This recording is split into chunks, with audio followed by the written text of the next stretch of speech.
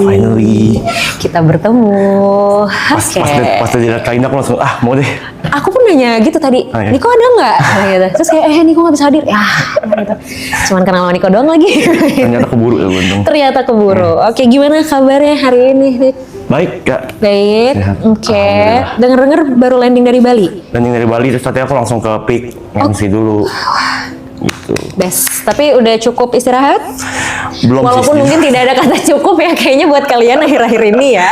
Jujur belum sih gitu. Jujur belum. Oh. Tadi aku nge-MC 50% nyawa Kak, udah setengah nyawa aku kayak melayang. Serius? Pas nyampe rumah tadi aku liat Kainda, tadi aku udah gak mau ikut ini kan, maksudnya kayaknya gak keburu deh. Pas liat Kainda, Kainda yaudah deh. Terima kasih loh, aku merasa sangat tersanjung jadinya. Tapi tuh ini sih, maksudnya tuh emang iya kejadian karena apa ya? Kayak kita present something ke orang lain, terutama kayak berhubungan sama kayak apa ya, sesuatu yang berkaitan sama pekerjaan-pekerjaan kayak MC gitu kan, psikolog gitu. Itu kan kita harus all out ya gitu, walau kita capek atau apa segala macam. Karena aku kerasa banget pas selama bulan puasa ini, kalau sesi konseling siang-siang bolong nih atau sore-sore menjelang buka, itu aku lagi ngomong, mulutku ngomong, tapi otakku tuh gini, gue tadi ngomong apa ya? Lupa. Gue ngomong apa sih gitu, kayak ini gue mau bahas apa sih gitu ya. Emang tantangannya, jadi aku paham banget pas tadi kamu bilang kayak benar-benar sisa 50% pas kamu MC. Tapi keren sih, kamu tetap profesional ngejalanin itu. So, is there something that you want to tell me? Sebenarnya nggak jauh-jauh sih dari yang waktu kita ketemu di seminar itu. Oke. Waktu itu kan kita ngobrol soal berdamai sama diri sendiri ya. Yes. Iya. Kayak masalahku nggak jauh-jauh dari situ Kak. Jadi kayak aku merasa dalam satu state aku berhasil berdamai sama diri sendiri, kayak aku bisa menertawakan segala sesuatu yang mungkin belum berhasil di hidup aku gitu. Terus juga bisa kayak ya udah event kayak papa nggak ada aja, maksudnya bisa ya udah nggak ada, aku bisa let go-nya. Benar-benar jadi outputnya jadi bercanda, jadi jokes gitu. Aku nggak gampang tersinggung juga sama orang gitu. Cuma kayaknya jadi efeknya tuh ke kepercayaan diri aku Kak. Kenapa tuh? Aku merasa jadi nggak percaya diri dalam melakukan segala sesuatu gitu. Aku merasa kayaknya dibanding gue bakal selalu ada orang yang lebih baik daripada gue deh gitu. Of course. Ya, dan aku merasa kayak dalam setiap kesempatan yang aku terima, aku mikirnya tuh jadi kayak worst case dulu dibanding best situation yang bisa terjadi. Padahal kan kemungkinan mungkin 50-50 ya. Benar, setuju. Tapi aku selalu kayak, nih kalau misalnya gue gagal gimana nih? Gitu. Oh, jadi mikirin gagalnya dulu daripada berhasilnya. Oke. Terus berarti gimana selama ini yang dilakuin untuk akhirnya bisa handle situasi itu? Selama ini aku bisa handle dengan kayak, ya udah coba pas setiap itu overthinking lagi datang. Aku kayak butuh waktu tapi cukup lama Kak. Itu lama itu bener-bener kayak aku harus stress dulu yang 2 jam, kayak aduh gue cupu badah, aduh gue nggak bisa apa sih gue, merasa kurang terus aja gitu jadi. Baru lama-lama mungkin kayak karena ada aktivitas lain jadi akhirnya lebih ke dilupain kali ya mungkin daripada dijawab gitu pertanyaan-pertanyaan. Akhirnya lupa dengan sendirinya. Iya. Tapi akhirnya setiap itu datang lagi ya begitu lagi siklusnya. Iya. Ketika overthinking itu datang, terus akhirnya terlupakan. Terus akhirnya yaudah nih, misalnya kayak tadi kamu dapat kerjaan sesuatu, terus kayak ini kayaknya ada orang lain deh gitu kan yang lebih baik dari aku gitu. Terus ketika akhirnya kamu ngerjain hal itu, hasilnya apa? Kamu dapetin hasil yang baik kah? Kamu merasa kayak ternyata gue bisa nih gitu atau gimana? Beda-beda sih. Ada kalanya aku merasa ternyata gue bisa ya. Gitu. Tapi ada kalanya jadi kayak ya begitu doang lagi gitu. Ya kurang ini lagi, kurang itu lagi. Itu baru terjadi baru-baru ini, bahkan kayak kemarin tuh kan sempat ada Ariel Noah di sini. Ada satu momen di mana biasanya aku tuh kalau misalnya lagi nongkrong ini aku main gitar, aku nyanyi, ya gitu lah. Kemarin tuh dikasih gitarnya ke aku. Ariel pun udah bilang, ayo nih lo yang main deh, gitu. Mau lagu apa? Lu taunya lagu apa? Gitu. Aku tuh bingung kayak di otakku tuh kayak aduh, tapi ntar udah banyak tuh lewat di pikiran tuh. Kalau misalnya temponya salah gimana, kalau nggak hafal chordnya gimana, kalau misalnya si Ariel nggak senang sama hasil gua gitarin tuh gimana. Akhirnya kesempatan lepas, aku kayak lebih merelakan udah nih si Brevi aja yang main gitu. Gitu terus rame tuh video di TikTok, ada klip yang aku tonton. Komennya juga gitu, si Niko nggak bisa memanfaatkan kesempatan yang datang, padahal di sisi lain dia katanya overthinking, katanya dia butuh spotlight, katanya dia butuh orang biar notice keberadaan dia, tapi lihat kesempatan yang datang dia nggak ambil. Nah itu aku merasa pas aku baca nggak jadi marah, jadi bener ya, kok akhirnya menyadari. Iya, nyata iya kok takut ya manfaatin kesempatan datang ya gitu. Kok seburuk itu kepercayaan diri aku ya gitu. Oke. Nah, ketika kemarin itu kejadian, terus akhirnya bisa, oh iya juga ya, kenapa ya kok gitu. Pembelajaran yang akhirnya didapat untuk nextnya berarti harus gimana, udah kepikiran belum?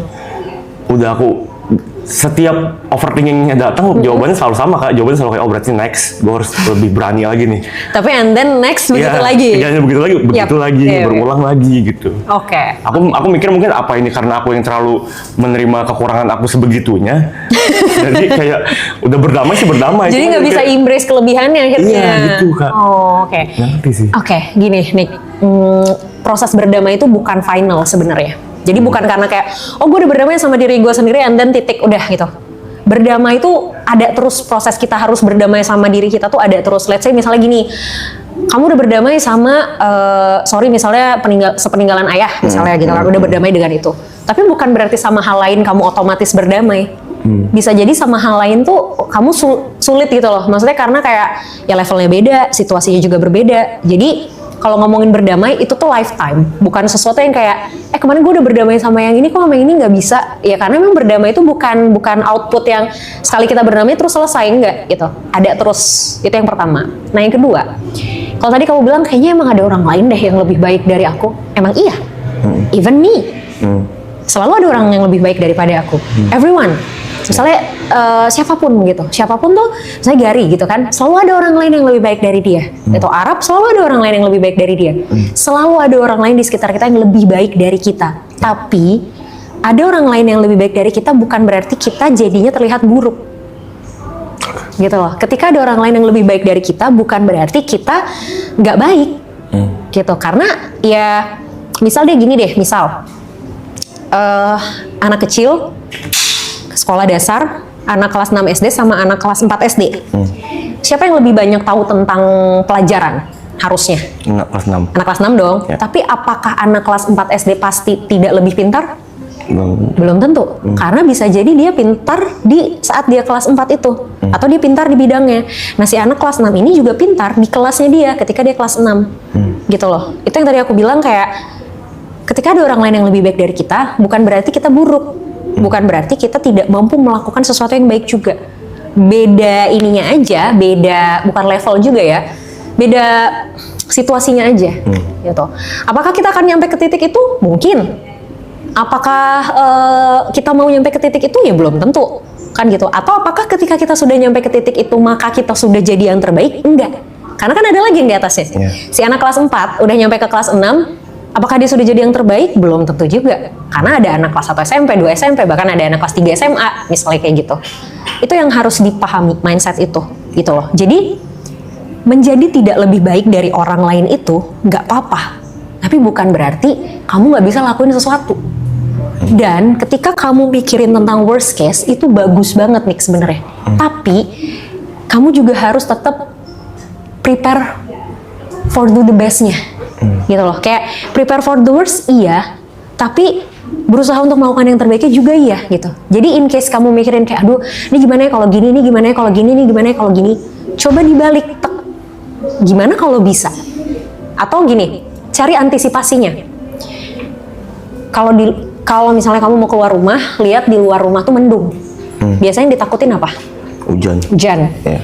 Supaya nggak kehujanan harus ngapain? Pakai payung kan? Antisipasi dong.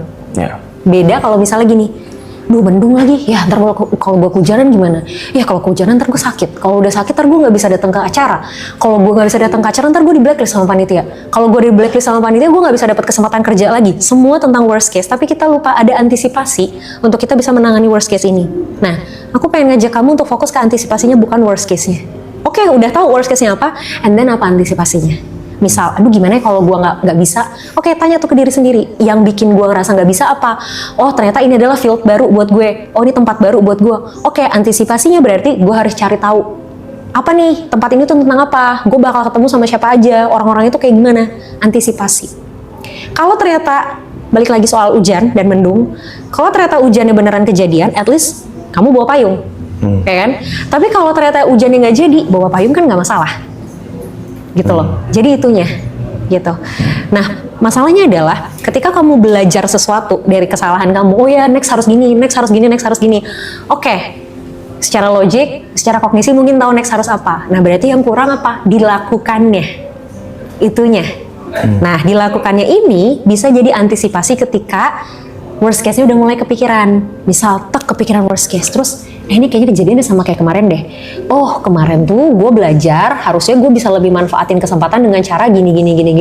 Yaudah gue jadiin antisipasi itu untuk gue lakuin sekarang. Jadi at least kegagalan yang kemarin gitu ya, pelajarannya tuh bukan cuma di kepala doang, tapi beneran dilakuin. Nah yaudah sekalian aja jadiin antisipasi dari ketakutan berikutnya. Kebayang nggak maksudnya? Gitu.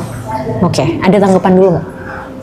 Kalau ngomongin soal mengantisipasi, kalau misalnya halnya itu kita belum menemukan cara mengantisipasi gimana? Kalau kita nggak nemuin cara antisipasinya, oke. Misal aku kasih Ya, konteks dulu kali contoh. Ini kayak fenomena yang terjadi di streaming ini gitu. Aloy dengan segitu banyak orang sadar keberadaannya segala macam gitu. Secara gain angka dia paling gede, padahal kita berdua datang bareng gitu. Kita dari rumah yang sama, kita tinggal bareng segala macam gitu. Masuk pun bareng ke sini gitu. Terus kayak aku tuh sebenarnya jelas happy ya kayak. Maksudnya dengan karir teman aku yang berkembang sebegitu luar biasa, aku happy sekali gitu. Tapi memang nggak bohong, adalah perasaan kayak pasti. Guanya kapan ya gitu, kok kayaknya ketinggalan terus dari orang, kok kayaknya dilangkain terus ya sama orang gitu. Nah, aku nggak pernah tahu tuh gimana cara mengantisipasi itu, karena jadi kayak setiap hal itu datang, kadang-kadang ada momen dimana aku kayak percuma lah, dipikirin juga nggak nemu jalan keluar kok, jadi kayak percuma aja, sedih gitu.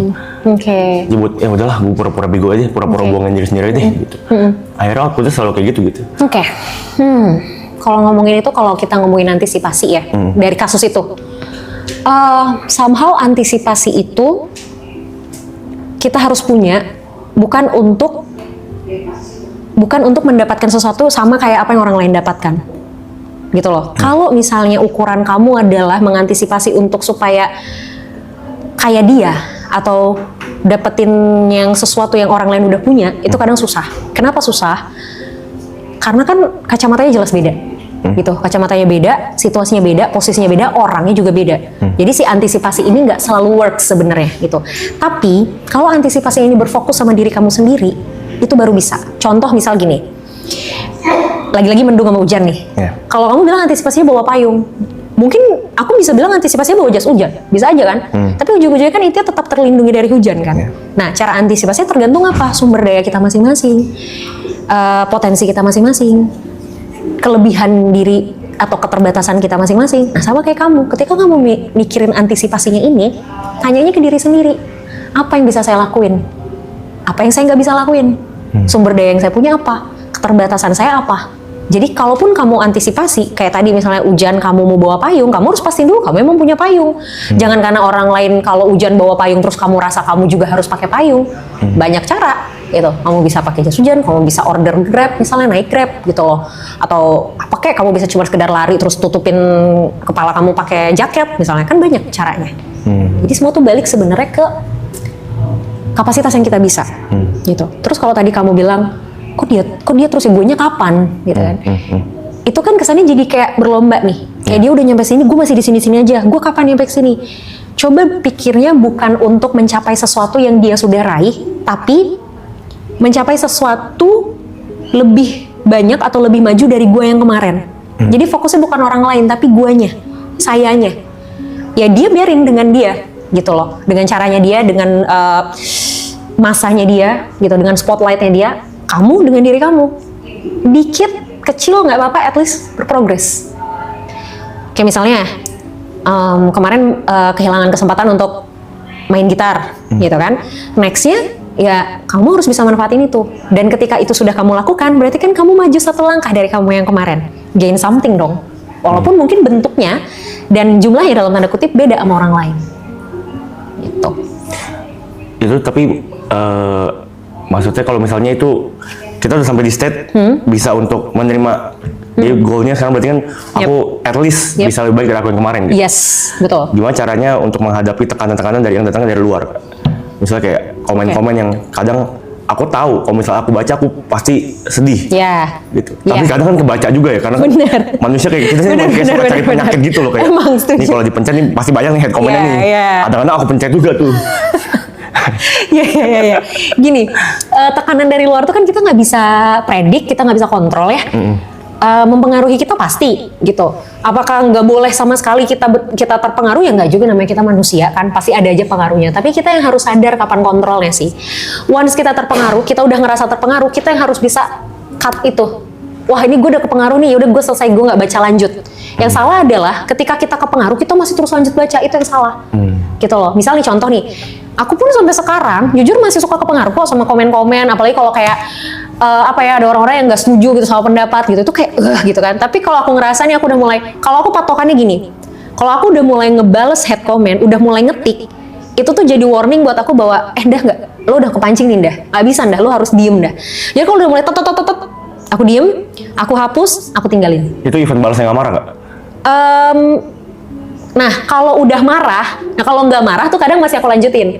Misal ada yang, kalau aku kan bisa gini, kalau ada yang head comment, kadang tuh kalau lagi moodnya bagus nih gitu, aku balas tapi nggak marah gitu, aku balas nggak marah gitu kan, ya udah itu masih kayak ya udah aku biarkan diriku melakukan itu. Tapi kalau aku udah kepancing, terus aku dengan jelas tuh ngetiknya cepet-cepet, terus kayak kalimatnya udah mulai mengarah ke emosional, itu pasti aku langsung hapus, aku pindah gitu. Entah aku tutup komennya, atau ya aku pindah ke konten lain, atau ya aku scroll aja gitu.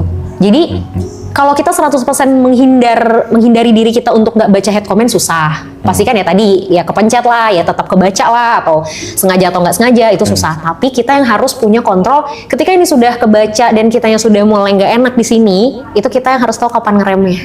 Itu yang terpenting sebenarnya. Gitu. Oke? Oke. Ingat tadi berarti fokusnya apa? Soal antisipasi tadi. Ya, jadi lebih baik dari yang kemarin juga. Oke. Cobain aja pelan-pelan. Ya. Ya. Good luck. Oke. Thank you, Nick. Terima kasih, Kak Ina. Terima kasih banyak. Sama-sama, dengan senang hati. Terima kasih banyak. Terima kasih.